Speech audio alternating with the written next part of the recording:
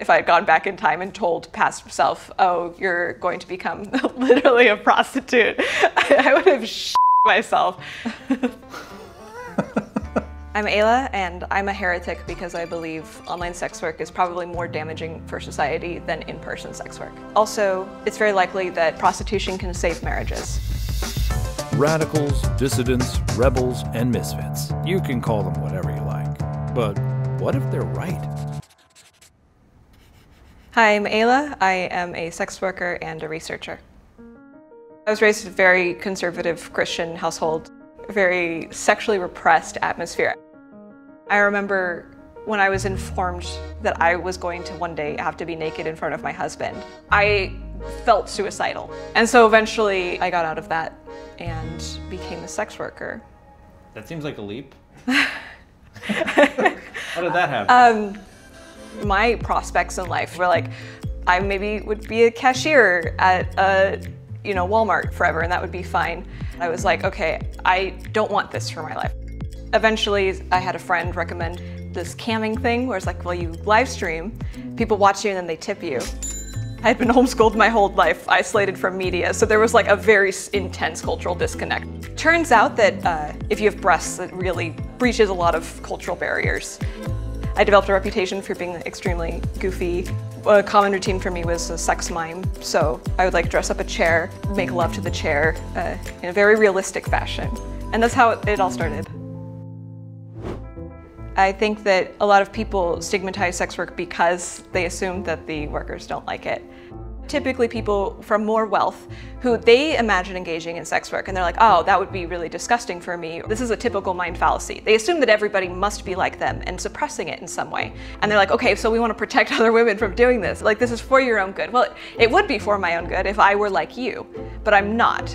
If you're a woman and you're engaging in sex work, you're doing that because it's the best option you have available to you.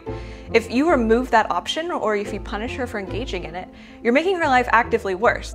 So in this regard, I think sex work is definitely good for humanity. But there's definitely, I think, maybe more negative side effects with the online work than with the in-person work.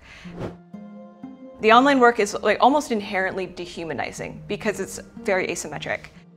I'm not actually engaging with an individual person so much as trying to figure out what kind of behavior will generate the most amount of boners all at once.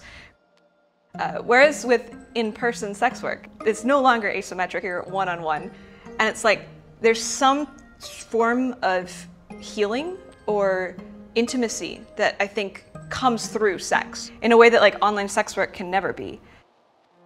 I had one client, and our very first session, like, I got naked, ready to do the thing, but somehow he ended up just crying, and I held him with skin-to-skin contact, and we just cried together.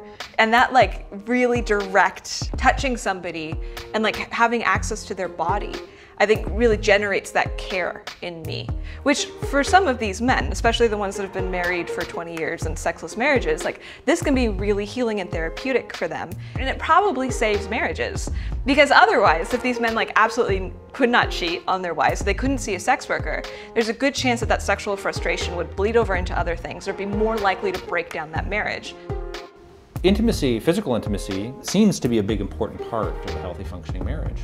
If the only way to provide that is from an external partner, does that diminish the quality of the marital relationship? I mean, if you're in a marital relationship and you're not getting sex, then getting sex elsewhere is not going to degrade the relationship any further. It's not that like, that's the end of my sentence. I want people to be more compassionate. I want people to look at people who are making choices that they might not personally agree with and be like, well, there's probably good reason that the person did that thing. Like, if you had been born in that person's body and like woken up and gone through the same experiences, that's what you would be doing too. This doesn't mean that we don't need to change their behavior. Like, I'm fine with incentives. Like, if you don't like that your husband is seeing a prostitute, I'm like happy for you to talk to him or like try to get him to stop in some way that makes sense for you. But also, I think we can do this from a perspective of compassion. Like, we can be like, hey, I want you to change your behavior because it's hurting me, but also, I don't judge you for it. Like, I get it. That's what I would love to see more in the world. I can generate more things, I'm sorry, I'm just low on sleep. It's gonna take me a minute. How much time do we have left? We have 13 minutes. Oh, wow, that's so much time. It's a lot of time. Okay.